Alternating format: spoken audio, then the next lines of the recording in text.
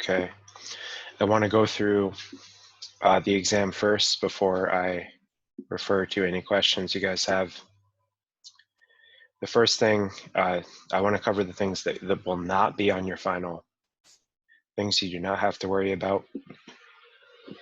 We did not cover systems of linear equations. Let me use a different color to make this more obvious. So you will not have to worry about number 2 here. Although, I mean, it'll be probably a year or more before you have to worry about this kind of material, this type of these types of equations, the systems of linear equations with 3 or more variables. You may have seen system of equations with 2 variables in Math 101, but this is something you'll see in linear algebra after you take Calc 1, if that is your plan. So you'll have to worry about that then. It's not so important now, so that's why we had to skip it to cover more immediate material. So let's just go through this list to see what else you do not have to worry about.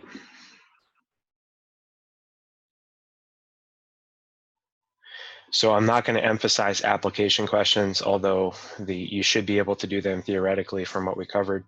Application questions, I'm not going to worry about for the final. So number 15 is out.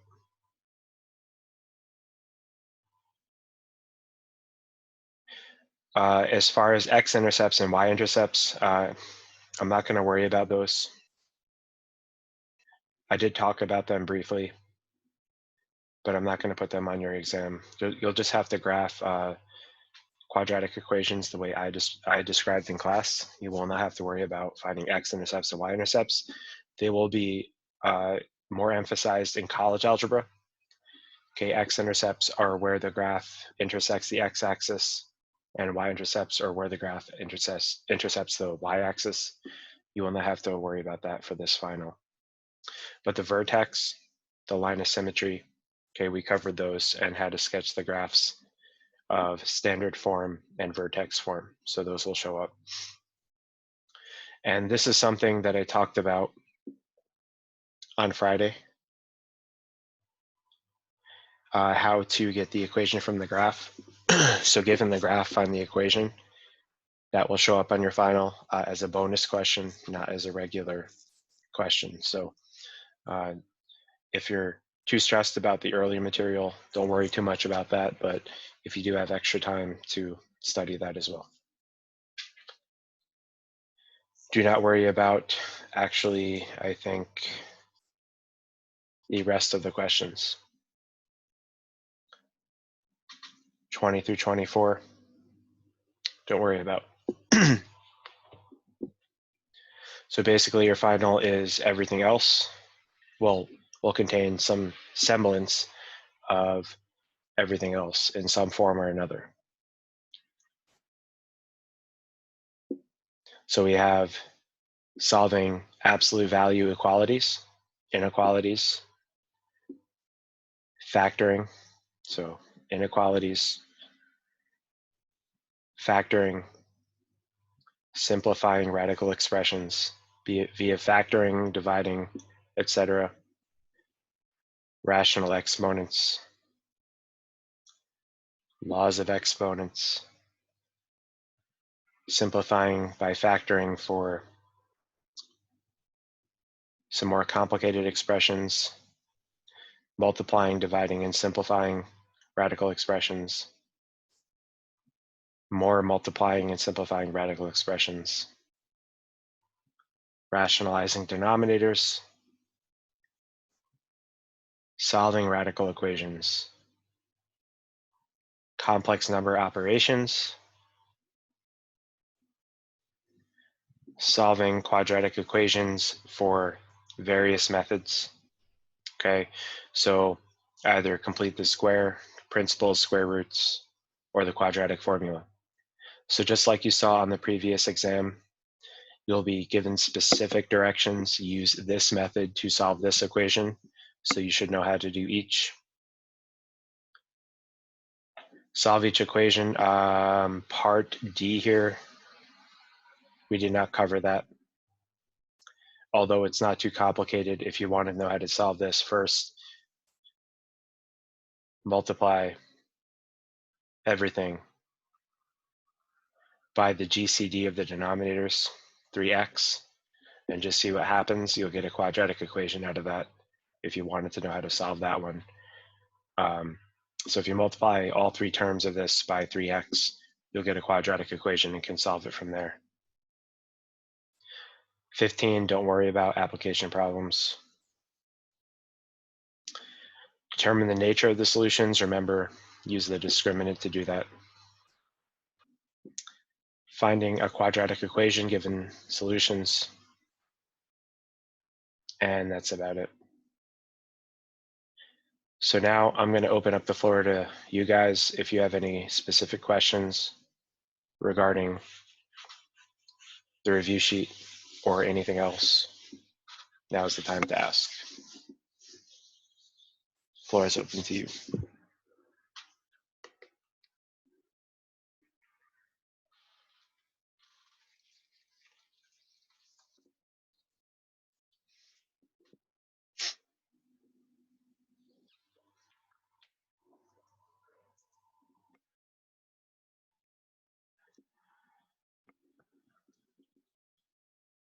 Can you do a problem like 3 and 4? Yep. So do you have a specific one you want me to do? I mean, I so would for, say the okay, one with the fraction like a, and then for 3 I would say the cube root and okay. the like d too. I can go through all of them if you want. So all of them kind of have a different flavor to them. So so for question 3A, we have 27x cubed minus 64. So when you see a cube, that's a dead giveaway that we're looking at the sum or difference of two cubes. So we want to think, since this is a difference, this is a subtraction, we want to think of the formula a cubed minus b cubed. So the formula a cubed minus b cubed, that factors as a minus b times a squared plus ab plus b squared. That's way back, I think, in 4.8. So what you have to do is realize this as a difference. So what's a, what's b?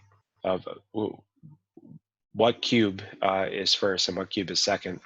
So looking at this first expression, the 27x cubed, you have to realize, okay, what do you cube to give you 27? That's 3. What do you cube to give you x? That's, sorry, x cubed, that's x. So when you cube 3x quantity, you'll get 27x cubed. And when you cube 64, or what do you cube to give you 64? That's 4. So that's the first thing you have to do. So now you know your a, this is your a, and this is your b. What's inside the parentheses. So from here, you just follow the formula. This is a minus b, which is 3x, minus 4, a minus b, times a squared, which is 3x squared, plus ab, which is 3x times 4, plus b squared, which is 4 squared. So you identify the first cube and the second cube independently, then you just plug them into the formula. Then after that, you just simplify. 3x quantity squared is 9x squared, because you have to square both factors separately, plus 12x, 3x times 4, plus 4 squared, that's 16. So that would be for part A.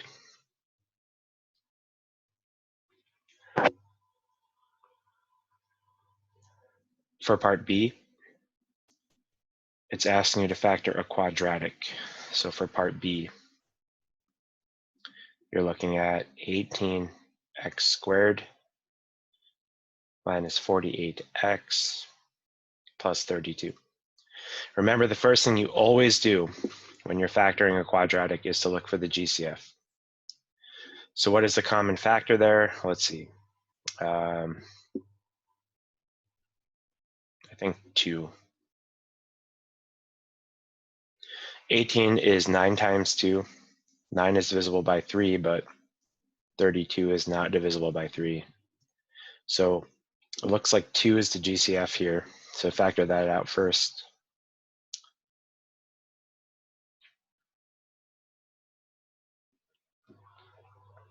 And now in Math 101, if you did take that, you'd look at like the AC method or the Chinese factoring method, various different names for the same things.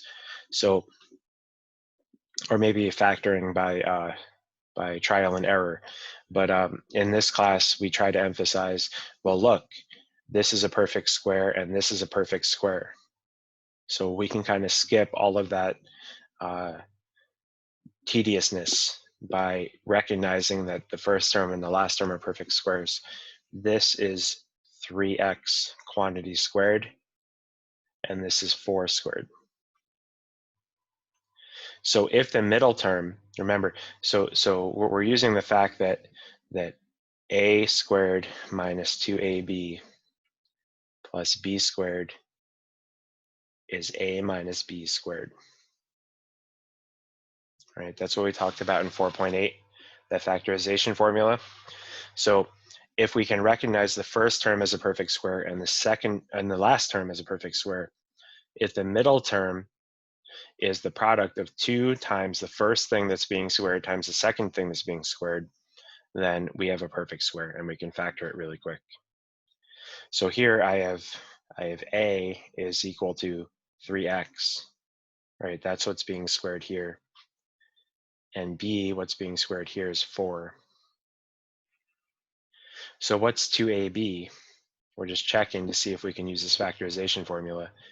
2 times a times b is equal to 2 times 3x times 4, which is 24x. Right, 2 times 3 is 6. 6 times 4 is 24. So once we've verified that 2ab is the middle term, we can immediately factor this as a perfect square. So that 2 is still on the outside. Then on the inside, I'll have a minus b squared. So that'd be 3x minus 4 squared. And that would be for part B. I mean, by all means, check, multiply it out and make sure it's true if you're not sure, but that is the correct factorization.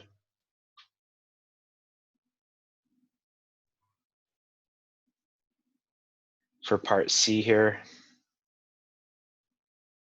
we have 4 terms. So for part C,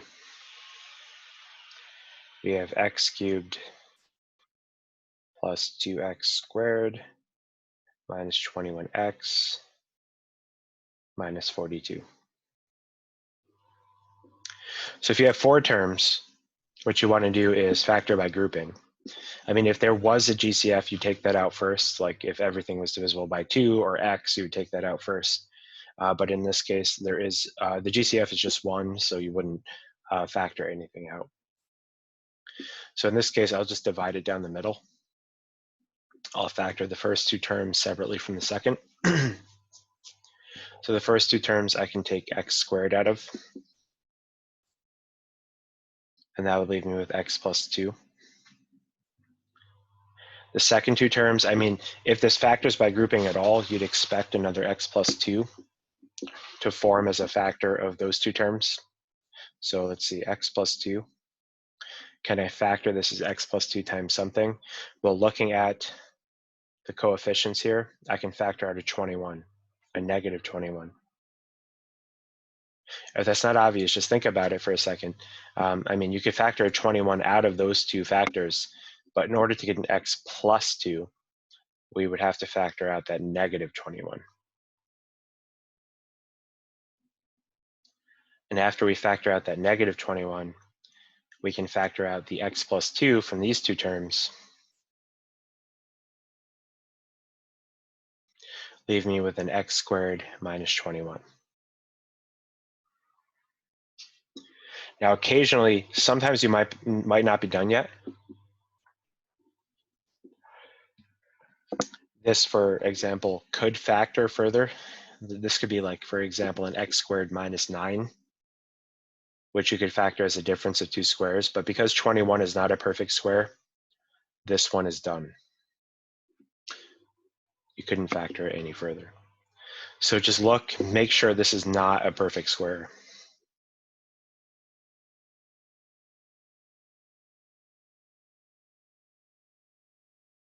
If it was, you would have to go another step to factor it further, but at that point, that's done. Let's look at part D here. 3x to the fourth minus 48. This one feels like it'll factor a little bit further. So I have 3x to the fourth minus 48. Yeah, this will factor a bit more. So at first you're looking at this and you're thinking, okay, I see a fourth power that's not divisible by 3. So it's not a cube in any way, shape, or form, but it could be a square. But then you look at the 3 and think, okay, well, 3 is not a perfect square, so what do I do? That's when you realize, oh, I should factor out the GCF first. Okay, always, every single time, always factor out the GCF. The GCF in this case is 3.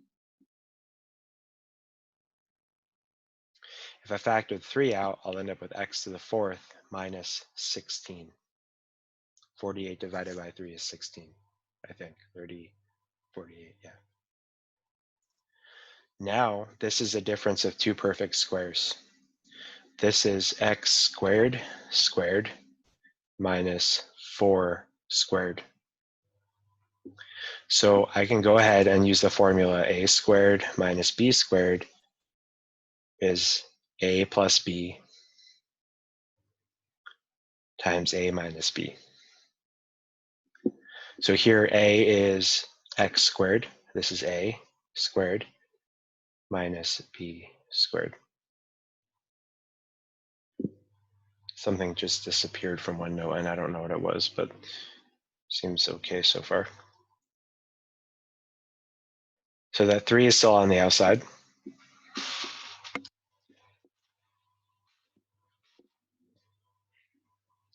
And then I'm going to factor this as a difference of two perfect squares. So a squared, so a is x squared, so I'll have x squared plus 4 times x squared minus 4. A plus b times a minus b. So then look at this, make sure you can't go any further. So 3 is on the outside. The x squared plus 4 can't factor because remember, a sum of two perfect squares does not factor over the integers. So that's going to stay the same. But x squared minus 4 is, again, a difference of two perfect squares. That's x squared minus 2 squared. So that's going to factor as x plus 2 times x minus 2. So again, the sum of two squares, we're not going to try to factor. But the difference of two squares, again, if we can do it additionally, additional steps, we'll do it. So this is the full factorization of the original.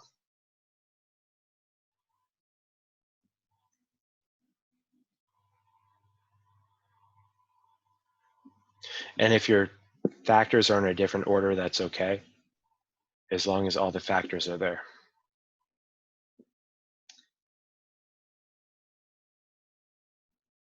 So that was D. E. E is actually very similar to part A. So E, hold on, I forgot it already. 8x cubed plus 27.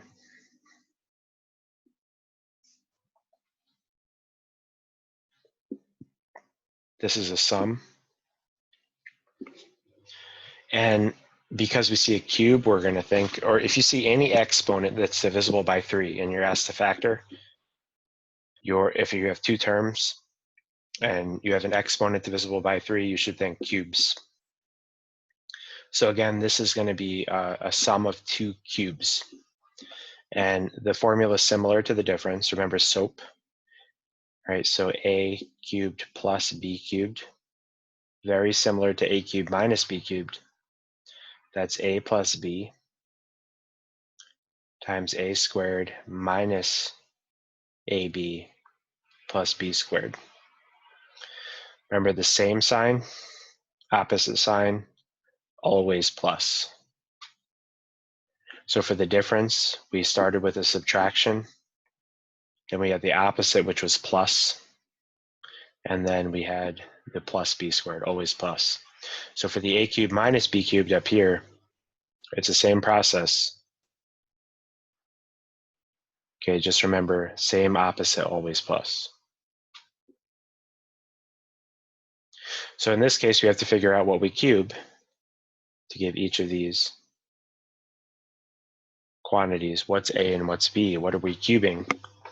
Well, to get 8x cubed, we have to cube 2x. To get 27, we have to cube 3.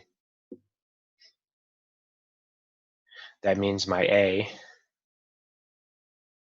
is 2x and my b is 3. So after knowing that, we just plug it into the formula. Okay, a cubed minus b cubed is a plus b, so 2x plus 3 times a squared, which is 2x squared, minus ab, which is 2x times 3, plus b squared, 3 squared. So again, just replacing a and b from the formula. Then from here, just one more step to simplify. 2x plus 3 is going to stay there. When we square 2x, we'll end up with 4x squared. Square the factor separately. 2x times 3, that'll be minus 6x plus 9.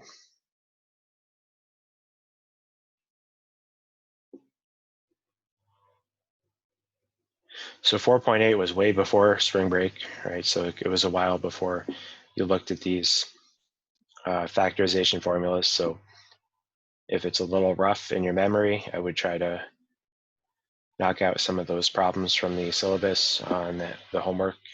Remember, the textbook was free online, so you can work on those, check your answers. So I think that was it for that question. Yeah. And I'm sorry, Alicia, you said question 4A? Yes. Okay. Question 4A, that's the cube root of negative 8 over 125.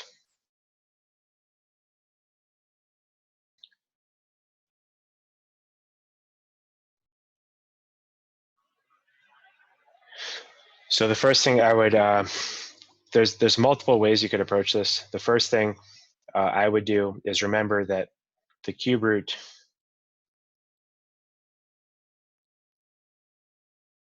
of a negative is negative. So the first thing you can do is take the negative outside of the cube root and just worry about the positive stuff inside.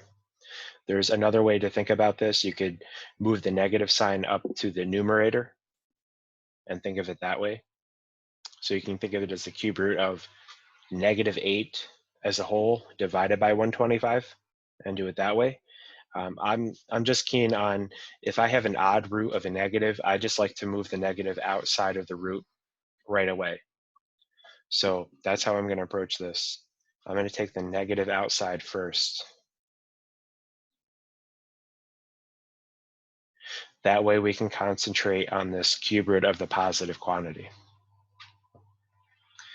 So again, there's still multiple approaches to this. So first thing you can realize is that the inside is a perfect cube and do it that way. Or you can use the rule that we learned later on in chapter 6 that says you can take the cube root of the top and bottom separately.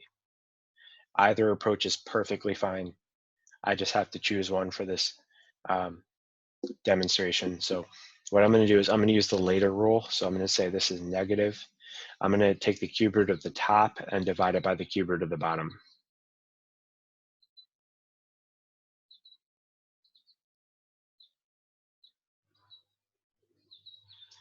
And then from here, that minus sign is still out front.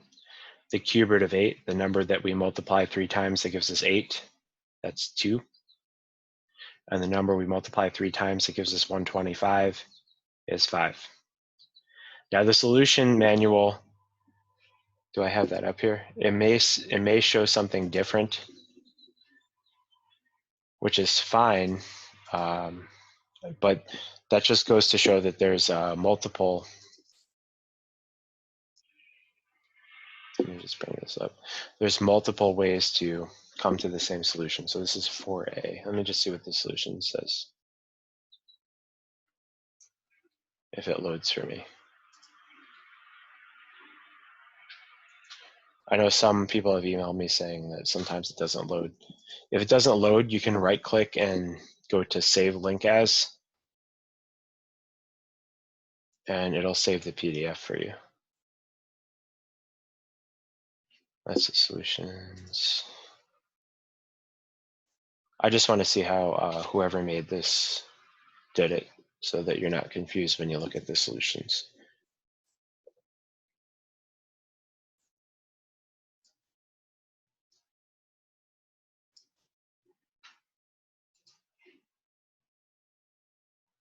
This is 4a. No, that's oh no, they did it differently. Okay. So they did it slightly differently. They moved the negative up to the numerator before they took the cube root. Either way, it's the same answer. So what the solution did was they said this is equal to the cube root of -8 over the cube root of 125 because they moved the negative to the 8. But either way is fine. You don't have to worry about one particular solution's path if we covered multiple ways to do it. This is the way I would approach it. If you see an odd root, third root, fifth root, seventh root, ninth root, etc., of a negative number, you can move the negative outside of the root immediately, and you don't have to. Then you just have to worry about taking the cube root of a positive number.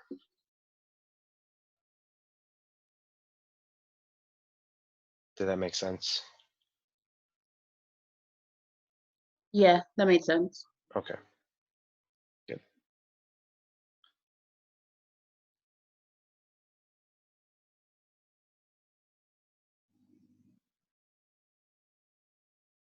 Any other questions you guys have? I wish more people attended. I can't believe out of my 40 or so students, it's only 3 here.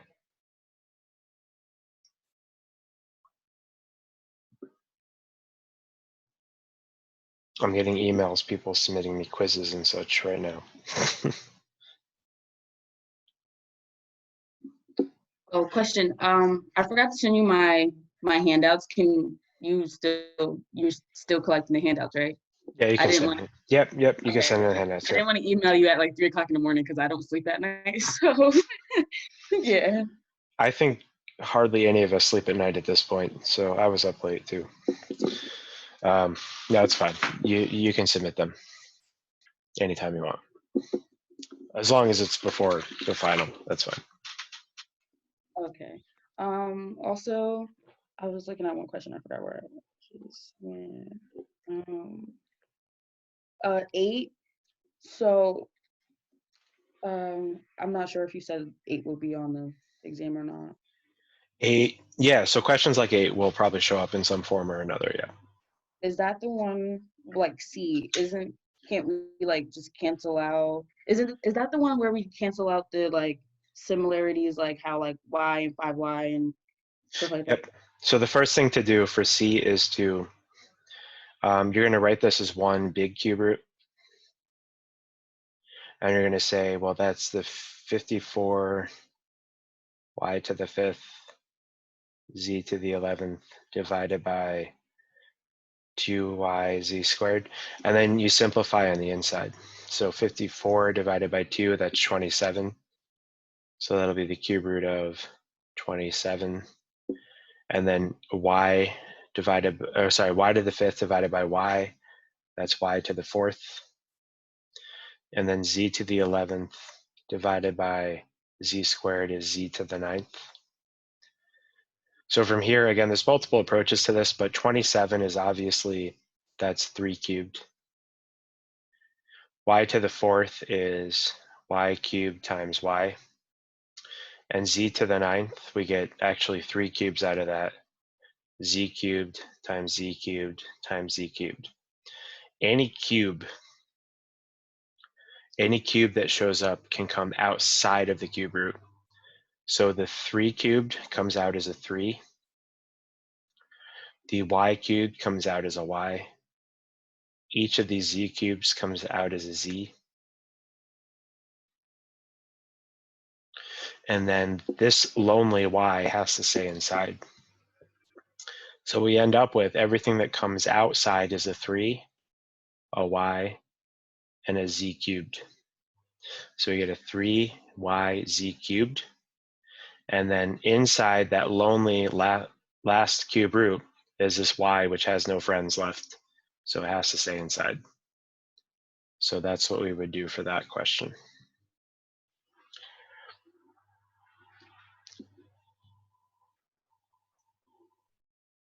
And that like example would be similar to A and B, just put it together, or is that like multiplying? So yeah. So for A and B, you have to multiply first. So for A, you would have the big square root. You'd multiply the 5 and the 10. That would give you 50. You'd multiply the A and the A to the 5th. That'd be A to the 6th. And the B cubed and the B to the 4th. That would be B to the 7th. So from here, you would break this up into, since we're dealing with square roots, we want powers of 2. So, I mean, if we did this the long way, again, we're looking for square roots. So we look for 50, that's 25 times 2. Okay, we can take the square root of 25. A to the 6 is a squared times a squared. So we'll end up with 25, which is what we want, times 2. Let me make this bigger, actually. And then we'll end up with a squared times a squared times a squared. These are all, this is what makes up a to the 6th. Geez, I have to make it even bigger. Hold on. Then for b to the 7th, okay, b to the 7th, 7 is not divisible by 2. So I could write that as b squared times b squared times b squared. That's 6. And then there's 1 left over. Excuse me. So all of the squares can come out. But what isn't a square has to remain inside. So this 2 and this b has to stay inside the square root. Everything else I can take the square root of. So I can take the square root of 25, that'd be 5. Oh, I shouldn't have circled the 2. Oops. I don't know why. I only want to circle the perfect squares. Okay. So I can take the square root of 25, which is 5. I can take the square root of all the a's squareds, which is a times a times a. I can take the square root of the b squareds, which is b times b times b. But the 2 and the b, which are not perfect squares, have to stay inside. So I'm left with 5 a cubed b cubed.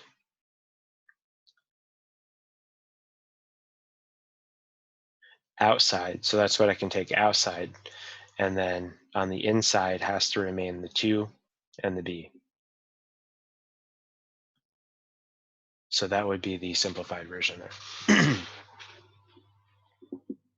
But for question B, that's very different. Do you remember what's different about question B versus question A? The major difference? Here's a hint.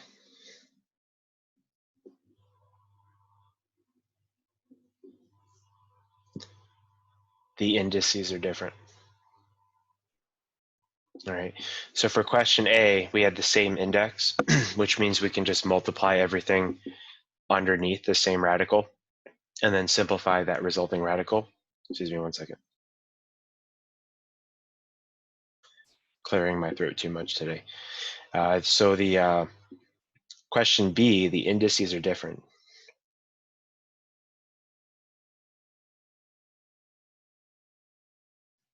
So that means, so let me just do this over here maybe. All right. So we have the 4th root of x cubed times the cube root of x squared. Because of the indices being different, what we have to do is change to rational exponents. So different indices, we use rational exponents. So the first one here, remember the nth root of something to the mth power, that's something, I'm calling it a to the m over n. So using that, the first factor here, that's going to be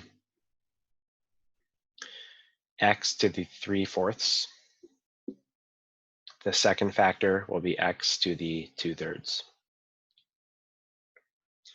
So what we want to do is multiply these two things together, and when we're multiplying like bases, we can add the exponents.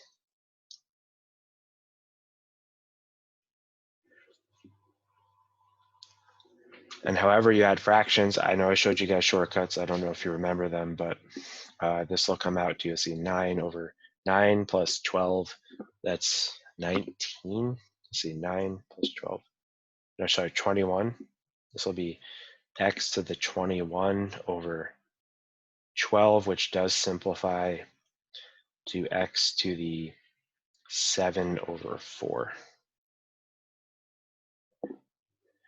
Which if we rewrite in radical notation, that'll be the 4th root of x to the 7th.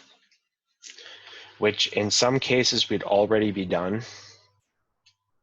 But here, because we can simplify this a little bit, this is the 4th root of x to the 4th times x cubed. I can take out an x, right? The 4th root of x to the 4th is just x if x is positive. So this is just x times the 4th root of x cubed. So as long as your exponent of whatever's underneath the radical as a factor is less than the index, you're fully simplified. So that would be the fully simplified answer to part B there.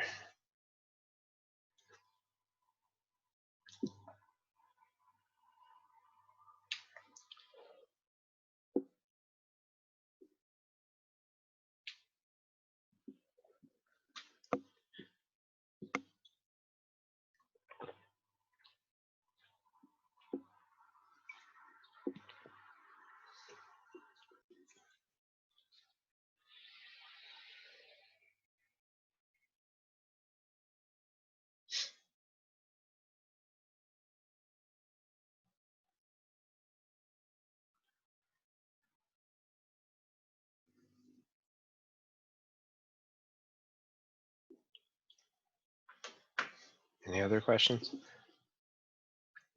Or questions about what I just explained? Maybe if something's not clear, I can expand on it.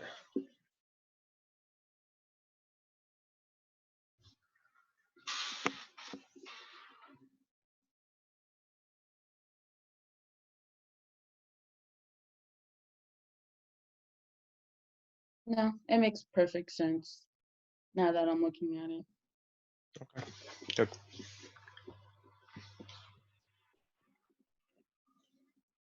Daniel or Jason, do you have any questions?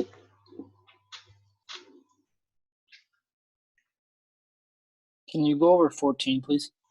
Sure, absolutely. Thank you. So 14 asks you to solve each equation. Now I'm just going to let you know, I'm going to be specific about how I want you to solve the equation. These are just generally. Technically, you could use the quadratic formula for any one of these. But for example, I would tell you to solve, if I gave you a question like part A, I would say solve using factoring. For part B, let's see, that part B, you would have to use either complete the square or the quadratic formula. part C, you can use the principle of square roots. So I would be specific, but I'll just show you how I would do each one of these. So for part A here, 2x cubed. Oh no, sorry, OneNote crashed. 1 second.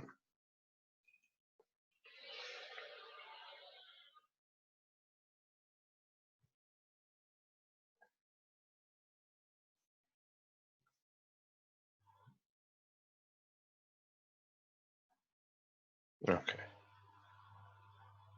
Where was I? 14. So let's just go over here, 2x cubed.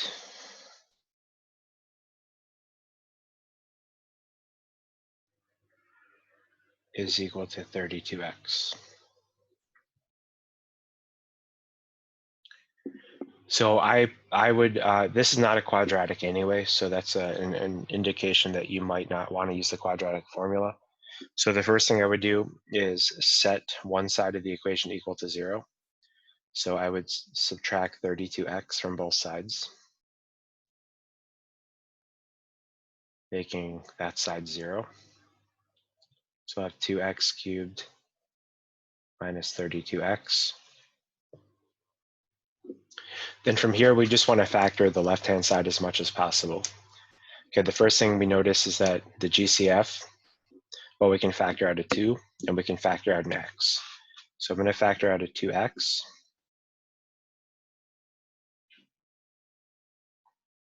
And that's going to lead, sorry, OneNote is not being nice to me right now. I don't know what's wrong with it.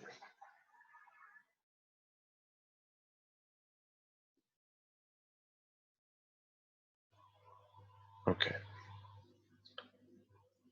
So I can factor out a 2x, leave me with an x squared minus 16. And we can factor a little bit more. So this is a difference of 2 squares, so I can factor that as x plus 4 times x minus 4, with that 2x still outside. Then once your non-zero side has been completely factored, you're going to look at each of the factors and set them equal to 0. All right, I don't know what's going on. Hold on, I'm going to have to reset OneNote maybe. Just give me a minute. There has to be a better program for this.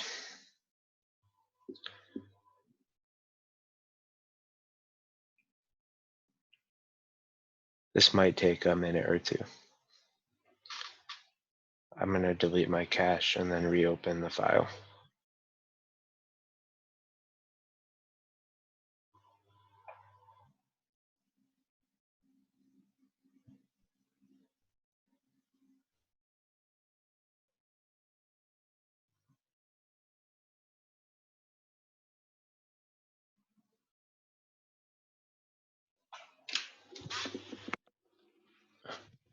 I wish this was more seamless and not so complicated.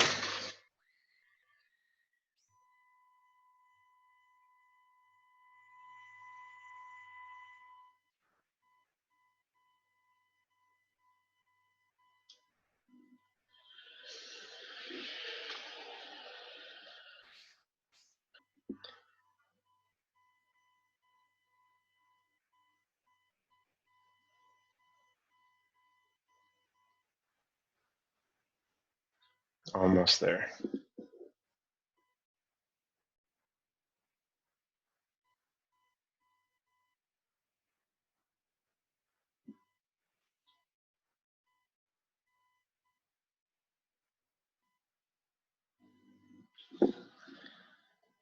Okay, hopefully we won't have any more problems. So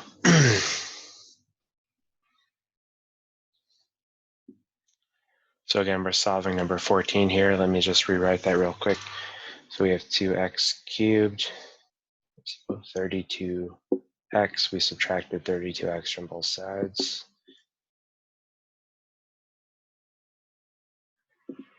And we factored out 2x. Then we factor the x squared minus 16. And I think that's where we were. So what we do is we set each of the factors equal to 0. So 2 is not going to have any bearing on whether or not this expression is equal to 0, right? You can even divide both sides by 2. It's not going to affect the solutions to the equation. So really, we're only interested in the variable factors, x. So if x is equal to 0, certainly this equation will be true. Like, look at the original.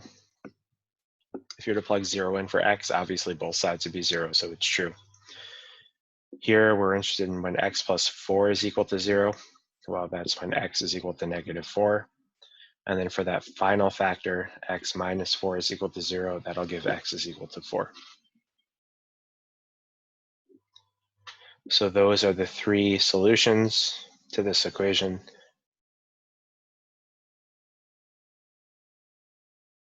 Zero, -4, and 4. Or if you wanted to write them in order, that'd be okay too, but it doesn't matter. For part B, that's not gonna factor, so we have to use a different approach. So 2x squared minus x plus 5 is equal to 0. You should always think, can it factor? That's the first thing that you might want to think. Can this equation factor?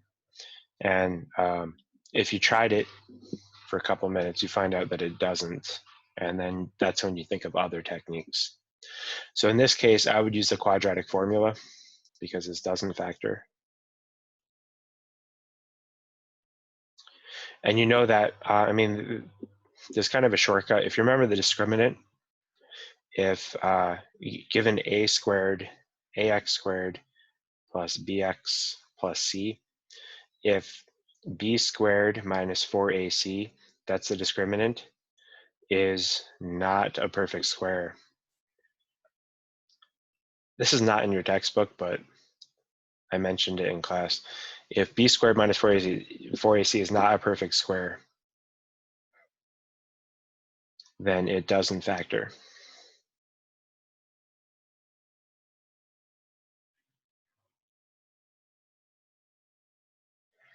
In this case, b squared minus 4ac would be 1 minus 4 times 2 is 8, 40. It'd be -39, so it's not going to factor. So in this case, we want to use a quadratic formula. So we're going to use x is equal to -b plus or minus the square root b squared minus 4ac all over 2a.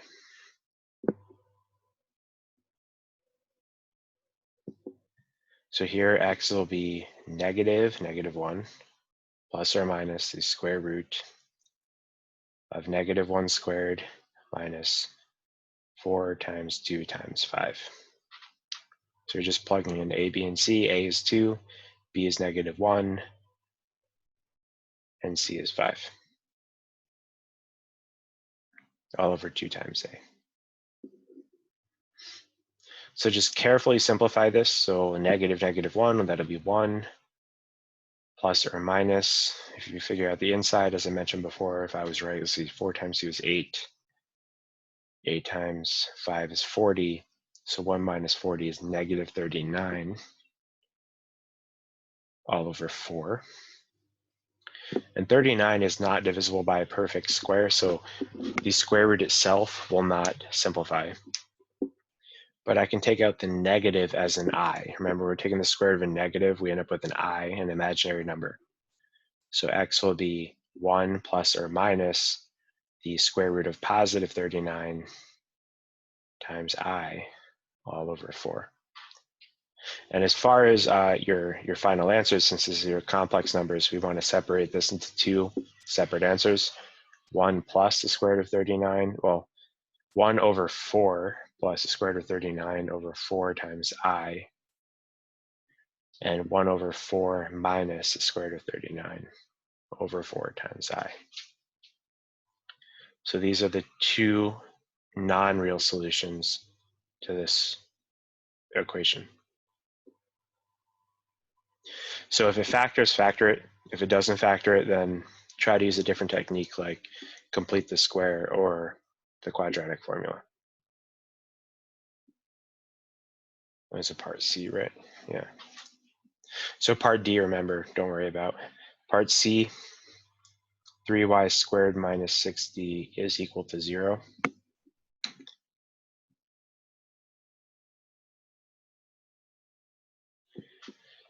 So here, there's no linear term, which means there's no power 1 of y.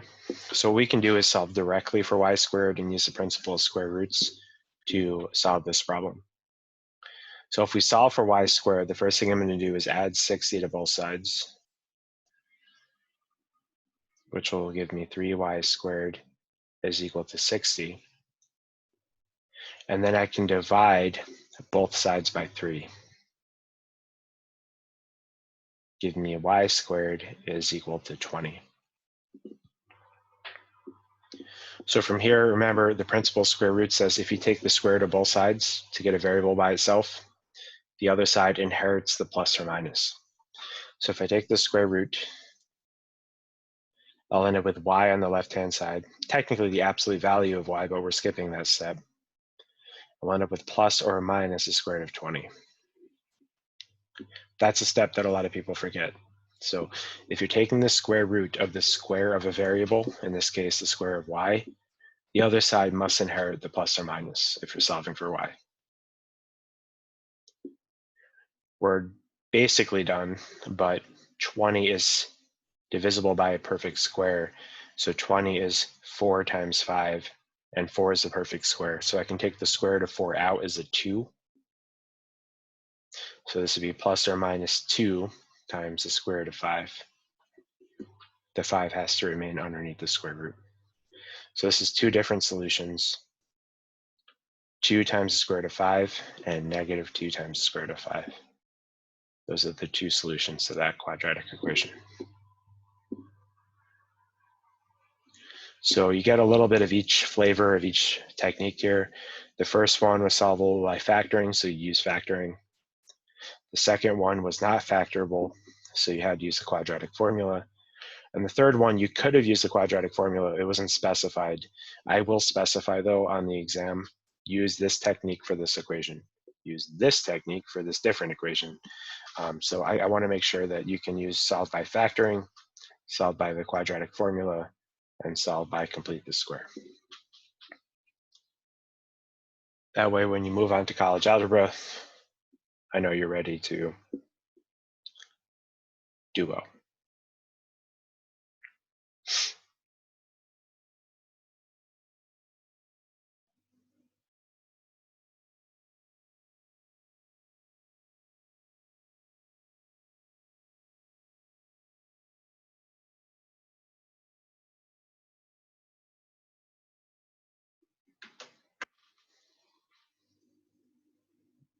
Any questions on what I just did?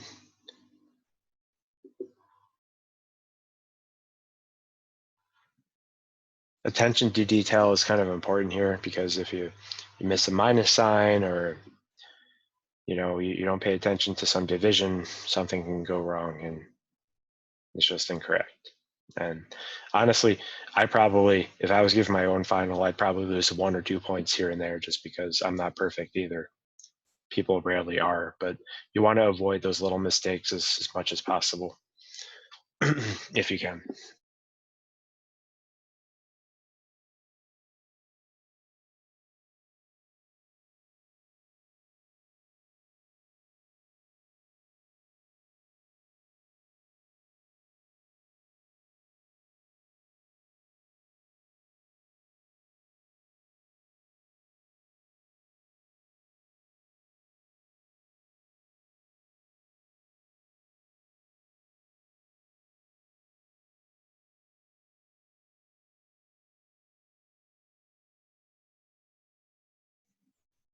Any other questions anyone wants to see? I'll go back to the test here so that you see it.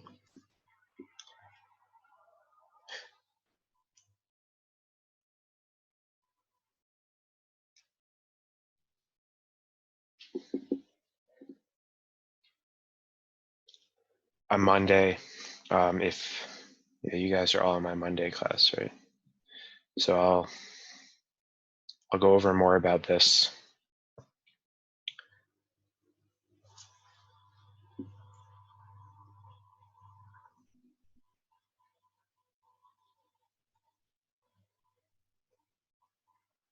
You remember 20 through 24, don't worry about.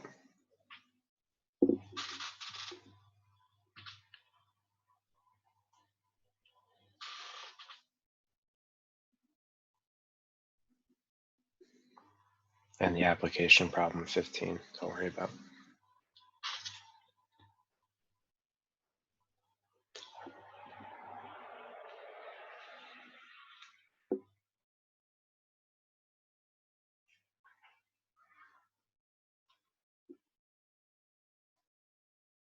I really wish there was more people here because, I mean, I just want to emphasize that I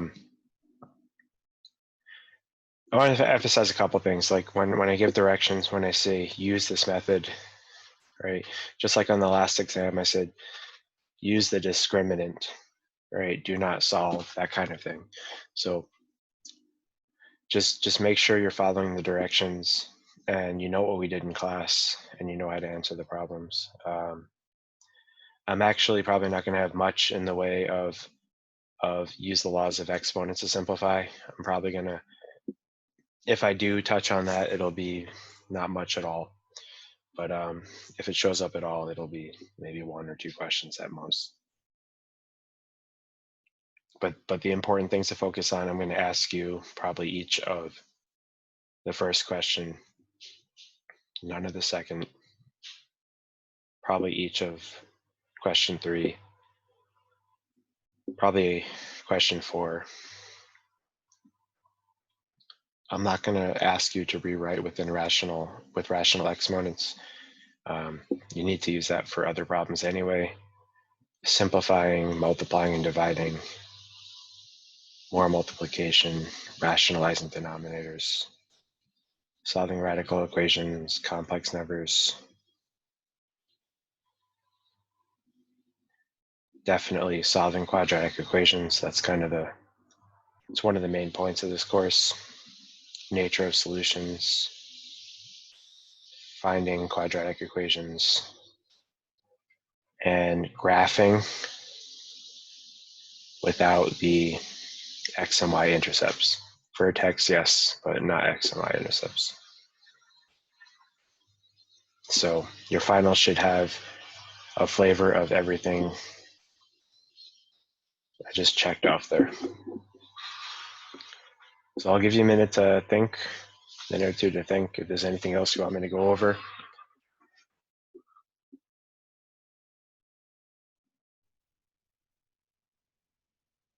As of right now, I have no other questions, but would you be going over some of this on Monday too? I mean, I'll finish the basic stuff that I said there would be a bonus question on covering the obtaining the equation from the graph. Other than that, that'll take 15 minutes at most. Otherwise, if there's any other questions, I can answer them on Monday. Yep. Okay, thank you. Mhm.